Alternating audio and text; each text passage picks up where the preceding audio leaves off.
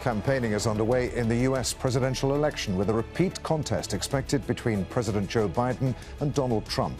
One is the oldest candidate in U.S. history, the other facing criminal trials. What are the issues for voters and for the world? This is Inside Story.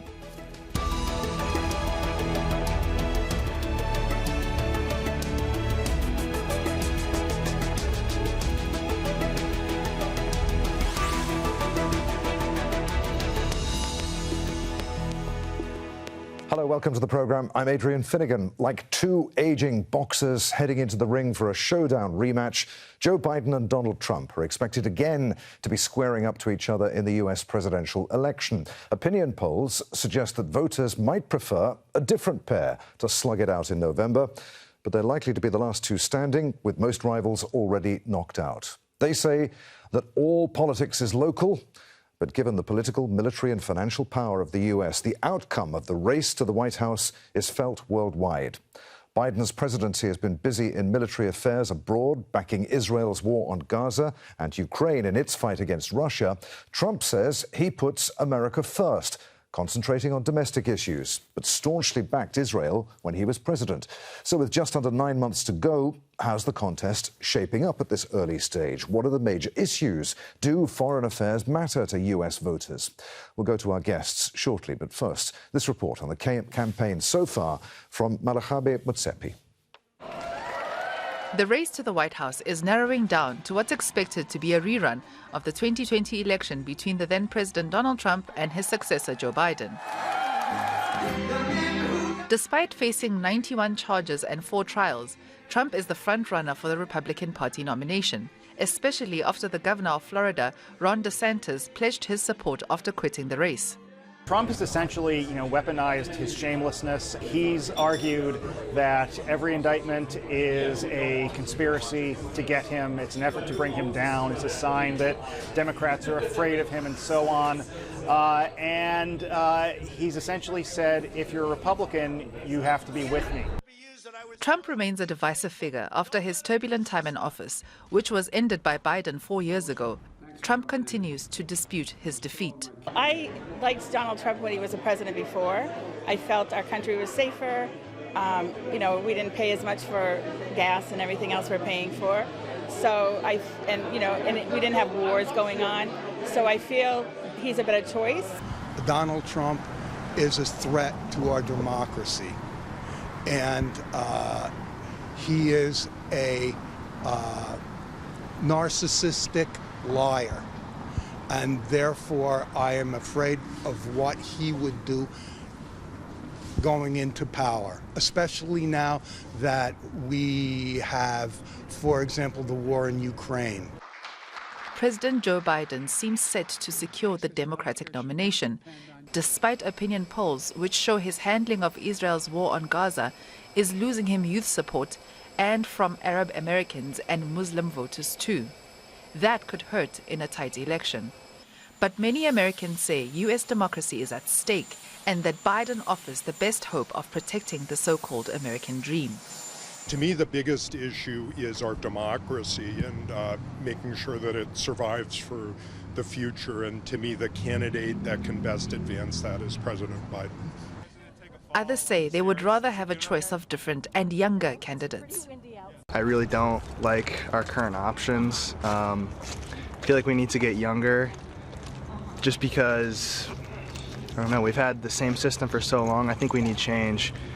The major concerns for voters won't be foreign policy, but domestic issues, such as the economy, inflation, healthcare, gun control, and immigration.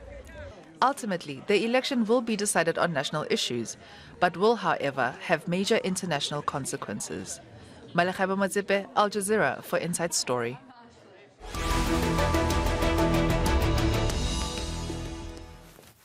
So let's bring in our guests for today's discussion. From Burlington in the U.S. state of Vermont, we have Arshad Hasan, Democratic Party political strategist. From London, we're joined by Leslie Vinjamuri, Director of the U.S. and Americas Program at the Chatham House think tank. And in Washington, D.C., is Trita Parsi, Executive Vice President at the Quincy Institute for Responsible Statecraft think tank. Welcome to you all. Leslie, let's start with you. Is it then going to be Biden versus Trump in November?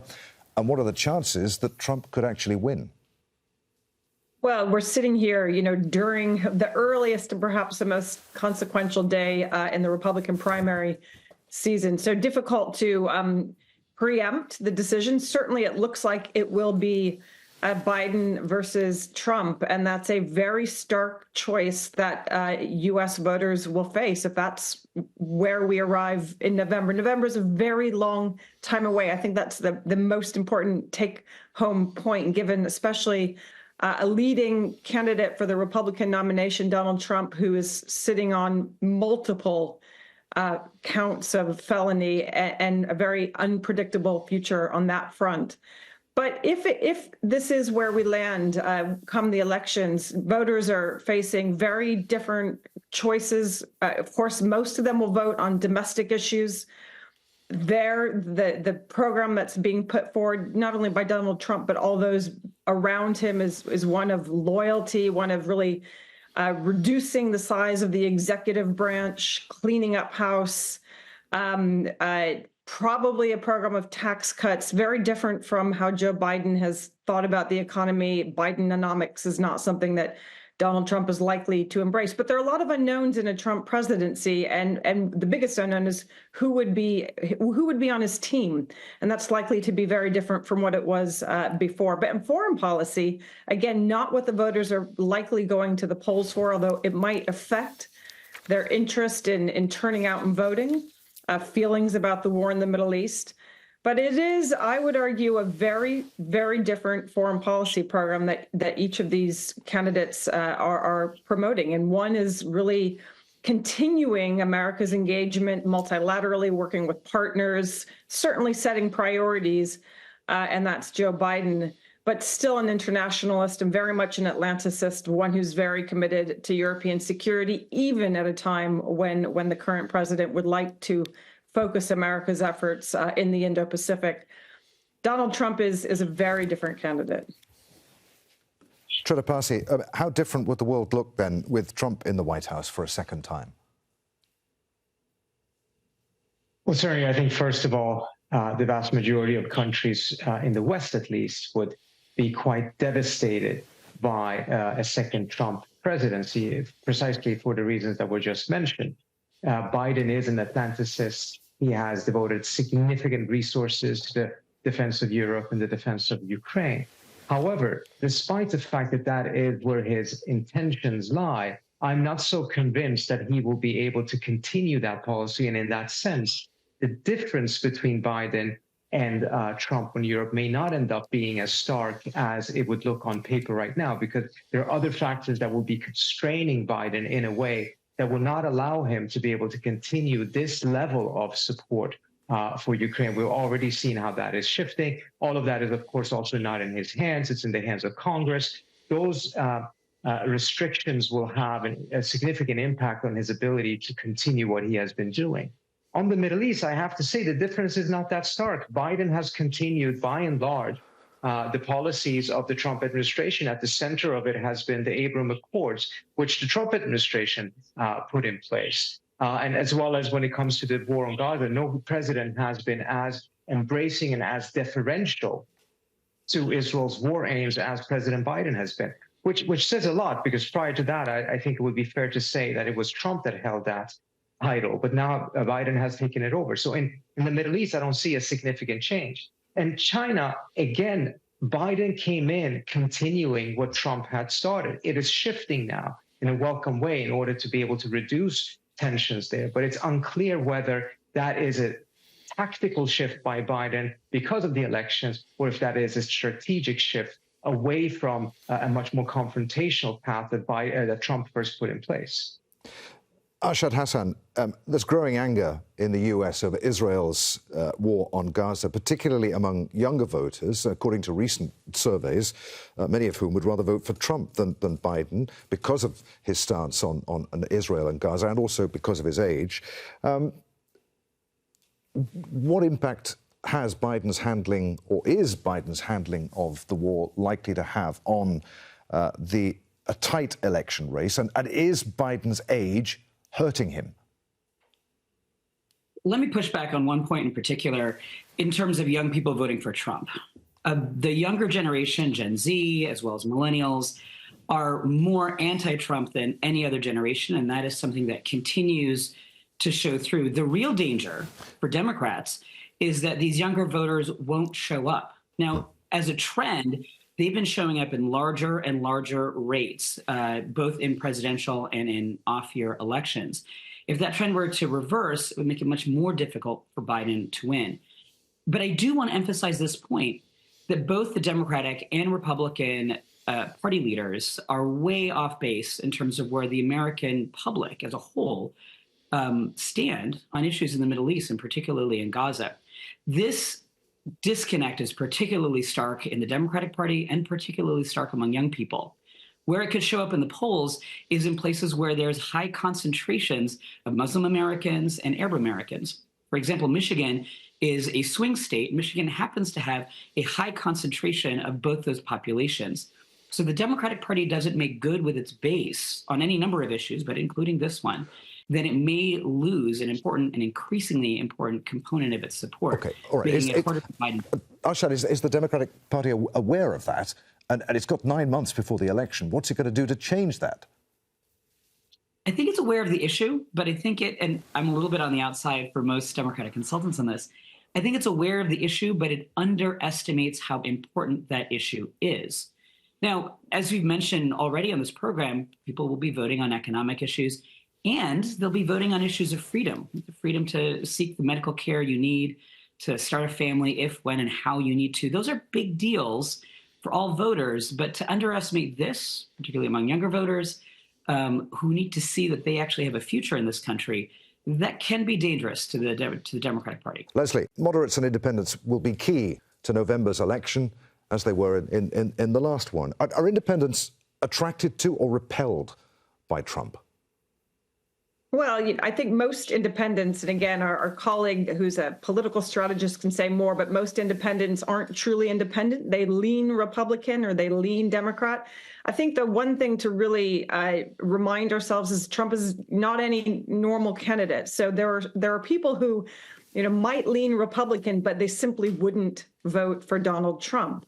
And the question is, do they vote at all if they are disappointed with President Biden for any number of reasons, but they simply won't vote for Trump? And those are things that are much harder to predict than the polling, which can tell you what people's preferences are. It won't tell you whether they'll get out of bed in the morning. I did want to say the one thing in response to the comment about, will Joe Biden's policies and Donald Trump's policies, will they actually be that different? And again, I think that, if you look, for example, at the question of Ukraine and Russia, sure, support getting the money passed through Congress has gotten difficult. We do know, though, that a very large number of Republicans and Democrats still support a policy of providing military assistance to Ukraine. They just want it linked to border security.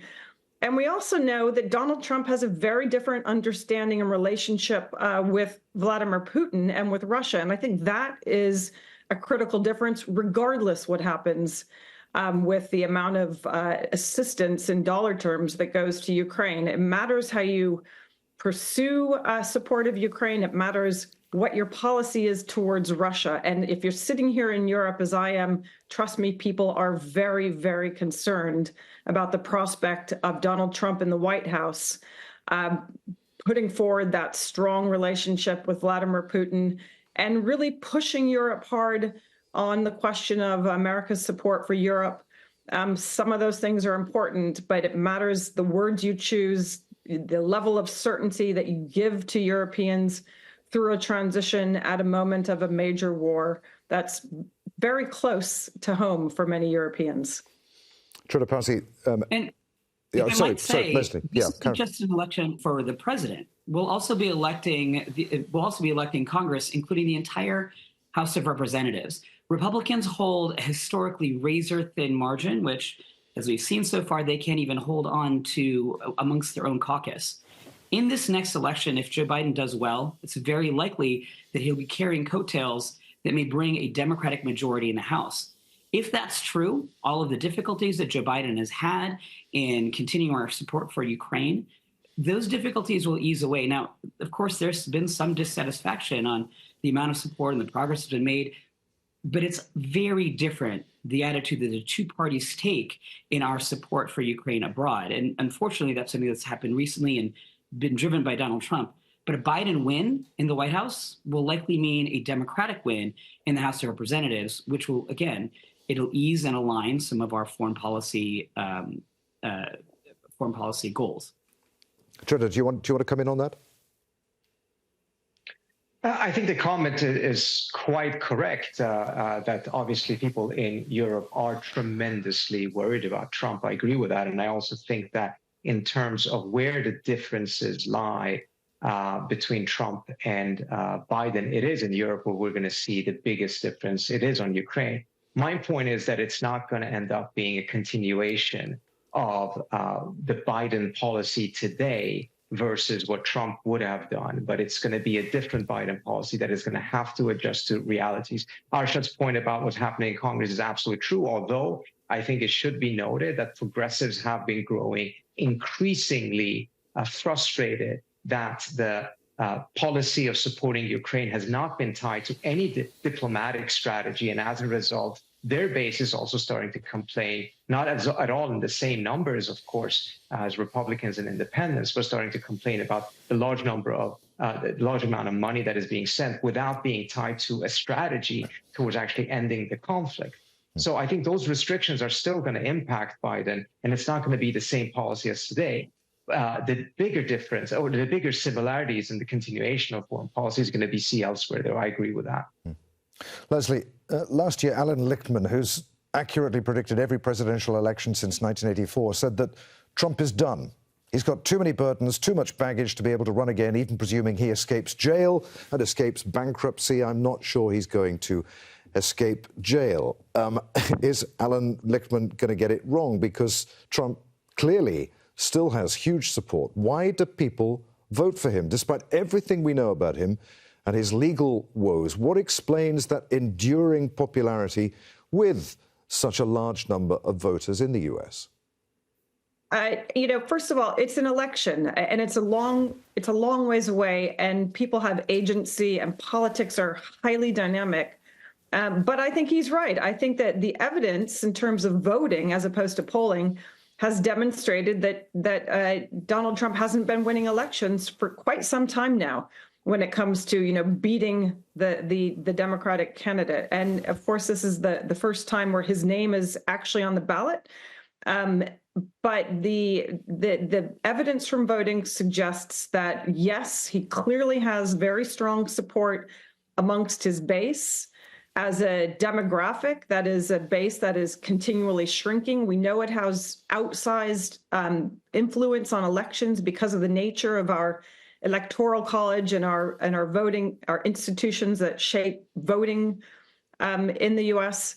But I think the numbers are unlikely to be there. And I think there will be a lot of people that won't want to vote for Donald Trump. And as we move into a period where probably there will be another trial in motion by that time, that's going to affect how people feel. It might make his base feel more enthusiastic, but the moderate American that wants to do well, pay their bills, have a degree of stability and predictability is likely to be nervous about what Donald Trump would mean for the future of the United States in a daily way.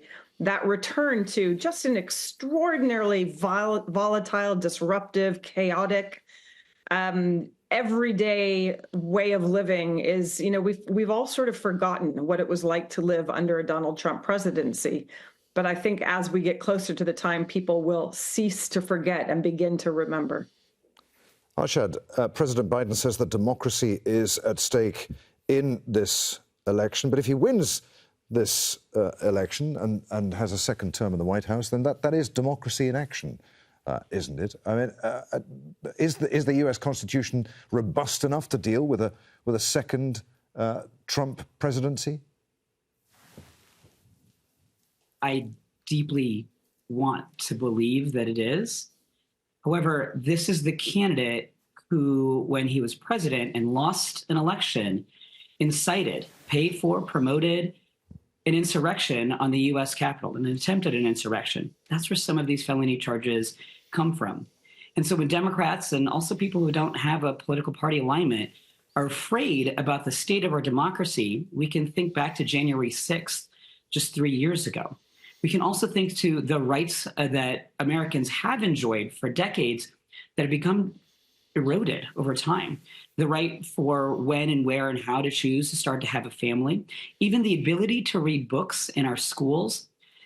A lot of people who might not align necessarily with the Democratic Party, whether because they're independent, so-called, or maybe because they're just not very active, are seeing the loss of their everyday freedoms. This is something different than what we've seen in the past. And I'm actually very happy that Joe Biden and Kamala Harris have begun to talk about this, not just as an economic issue, but as a fundamental issue of the freedoms that we as Americans enjoy or thought we could enjoy. The stakes for this are higher than I remember. And, this is the thing that we like to say in politics, oh, this is the most important election of our lives. And we say that every 4 years. But this is a man who encouraged an attempted insurrection. This is a man who opposed the peaceful transfer of power in the United States during one of our elections. So when candidates talk about the stake, the state of our democracy and the stakes that they're under, this is very real. This is the freedoms we enjoy. This is the peaceful transfer of power. I think it can't be underestimated how important it is for Americans, even just Americans thinking about our own domestic lives, how important it is for us to participate in this election and to see the stakes, the contrast. It's really quite clear. Trita, are the Biden campaign's efforts to focus on American values like freedom going to resonate with voters in this election? I believe so. Obviously, actually, there's been some with a large number.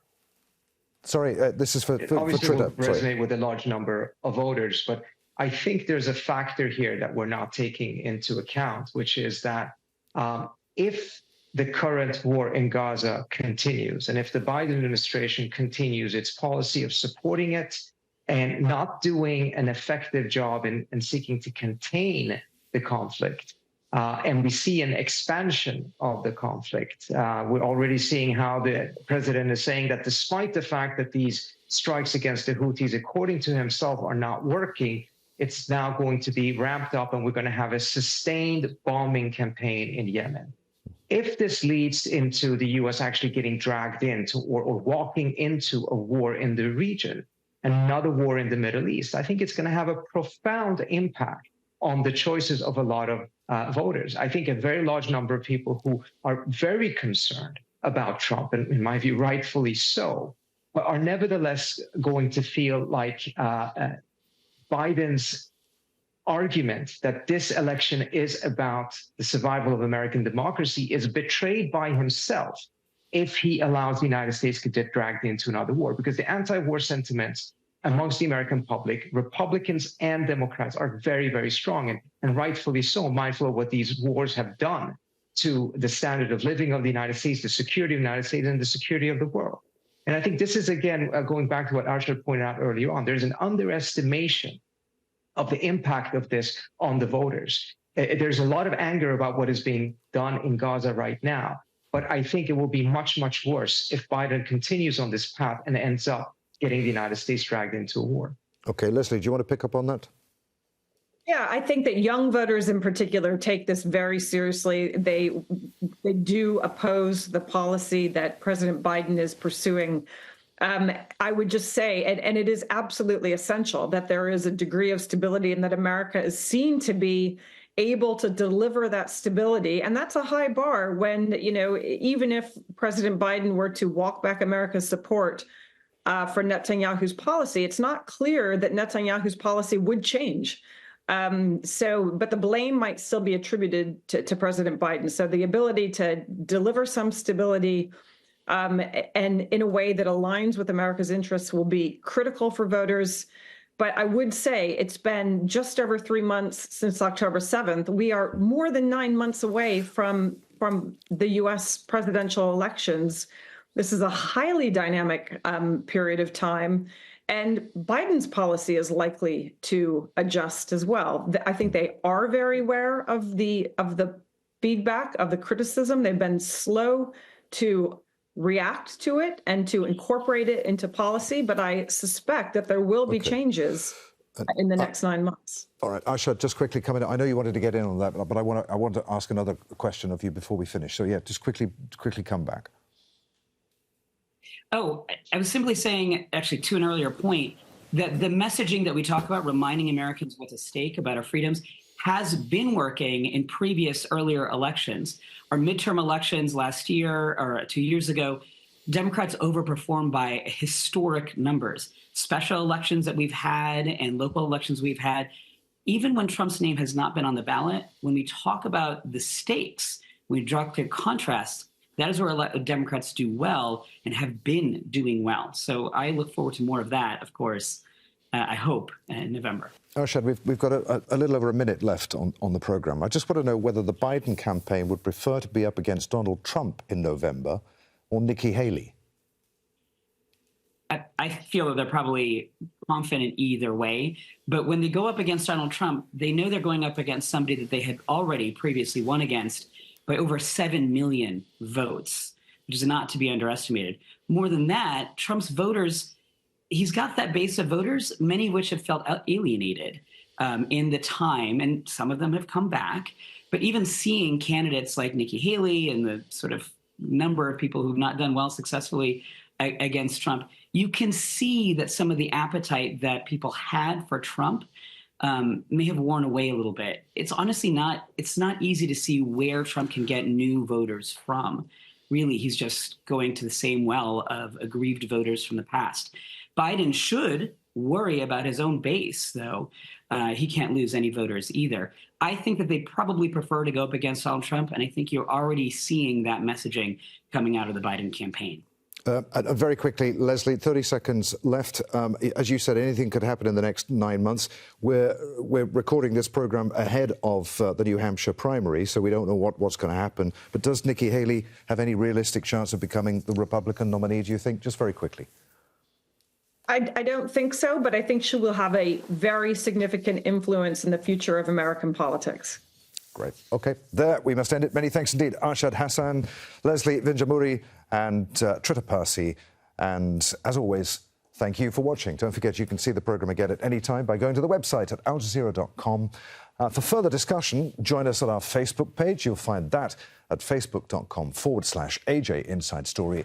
And of course, you can join the conversation on X. Our handle there is @AJ Inside Story. From me, Adrian Finighan, and the team here in Doha. We'll see you again. Bye for now.